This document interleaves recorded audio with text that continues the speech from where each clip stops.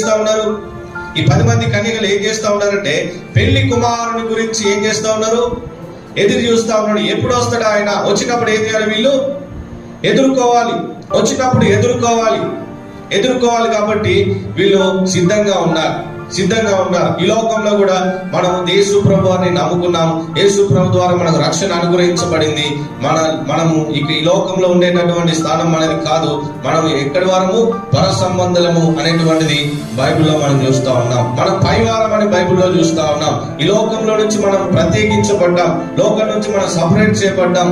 దేవుడికి చెందిన వారము, పైవారముగా ఉన్నాము, పర సంబంధులుగా ఉన్నాము. మన పౌరసత్వం ఎక్కడుందంటే పరలోకములో ఉన్నదనేటువంటి మాట మనం బైబిల్ గ్రంథంలో చూస్తూ ఉంటాం. కాబట్టి యేసుక్రీస్తు ప్రభువుని అంగీకరించిన తర్వాత దేవుని గురించి వాళ్ళు ఏం చేయాలి, మనము ఎదురు చూచే వారిగా ఉండాలి. చివరిగా ఆ చివరిలో ఒక మాట మనం చూస్తే అక్కడ రాయబడి ఉంది. చూడండి ఏముంది అక్కడ, చదవండి.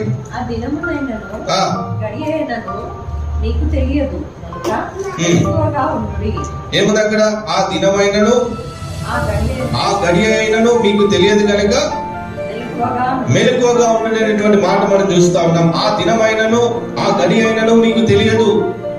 ఎవరు చెప్తున్నాడు ఈ మాట, ఎవరికి చెప్తా ఉన్నారు?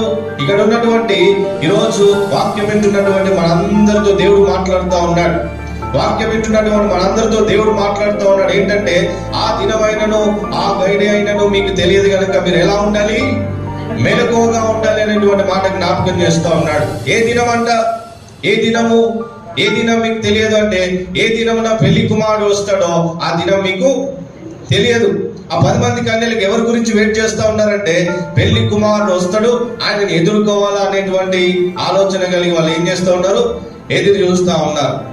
కాబట్టి ఇక్కడ మనకు దేవుడు మాట్లాడే మాట ఏంటంటే, దేవుడు అంగీకరించిన ప్రజలముగా యేసుక్రీస్తు ప్రభువారి ద్వారా రక్షణ పొందుకున్నటువంటి వారముగా మనం ఎలా ఉండాలంటే ఆయన యొక్క రాకడ, పెళ్లి కుమారుని యొక్క రాకడ, ఆయన రాకడ ఎప్పుడు వస్తుందో మనకు తెలియదు. ఆ దినము తెలియదు, ఆ గడియ కూడా చూడండి, ఆ రోజు తెలియదంట, వచ్చే సమయం కూడా మనకు తెలియదు. కాబట్టి ఎప్పుడు ఎలా ఉండాలి, మెలకువగా ఉండాలి.